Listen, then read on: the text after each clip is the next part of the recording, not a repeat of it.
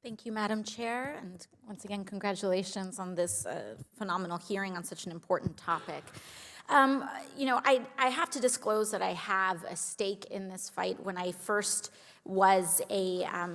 first starting my office here, I decided to offer 12 weeks of paid family leave. And in my first 11 or 12 months in office, there have been 6 pregnancies in my congressional office, and six folks have taken pregnancy or medical leave. 5 of them men in my office, new fathers or folks that are taking medical leave, taking care of their families, this has been a very important dynamic. Many of the men in our office have testified how after the birth of their children or in supporting their partners, how critical it has been to be there for in each of these cases, the women in their lives. I would like to submit to the congressional record 2 testimonies from my staffers, Marcus Bettinger and Ariel Ekblad, on the impact of paid family leave in our office.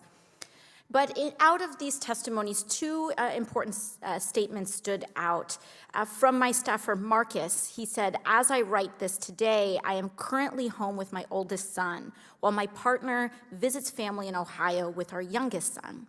This might seem an inconsequential detail, but if I was not able to take this time off from work and be fully paid, my partner would not have been able to travel." And from my chief of staff, when asked about does giving dads less paid parental leave than moms contributes to the pay gap, when asked about that, she said, "My thought is this. There is this often explicit but sometimes tacit assumption that child rearing is the job of the mother. But child rearing is the job of the humans that have collectively decided to have that child."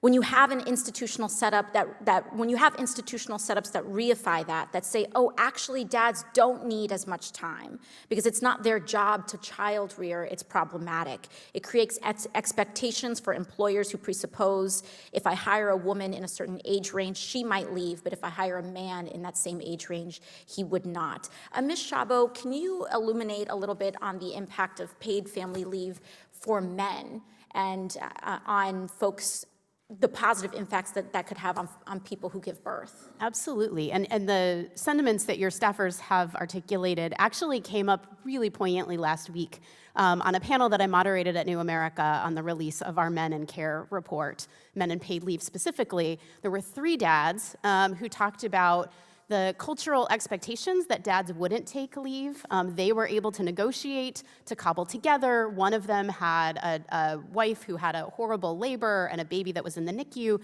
and he was back to work within a week. Unknowing, sort of talked about how even in the childbirth classes and Lamaze and all of the other things he did, there was never a discussion from the hospital system or from his employer or from any of the other men in his life about the importance of men taking leave. So policy is a precondition. We have to design policies that have wage replacement that's high enough that men can afford to take leave. We also need a culture and sort of a discussion and men standing up to say, leave taking is important to me, and here's the way that it allowed me not just to bond with my child, but also to support my partner. Thank you, Ms. Szabo.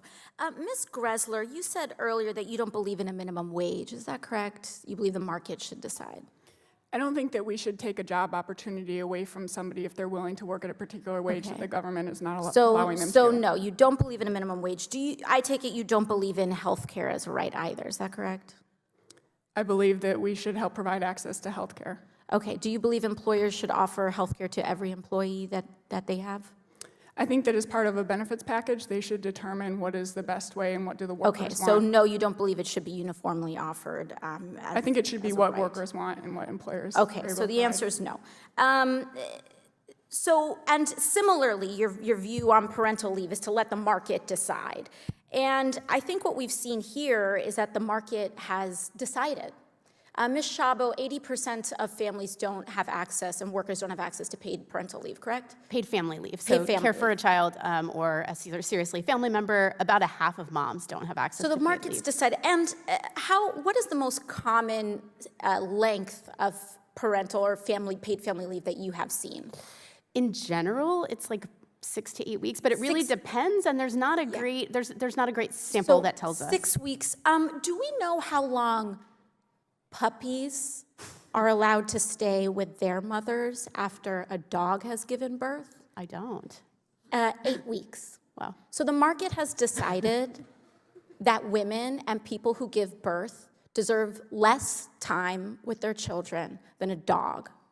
And I think that at its core has shown that the market has failed to treat people with dignity and with basic respect. And so when that happens, I think it's our job as the public to redefine the rules of society and to treat people who give birth with the dignity that they deserve. Thank you very much.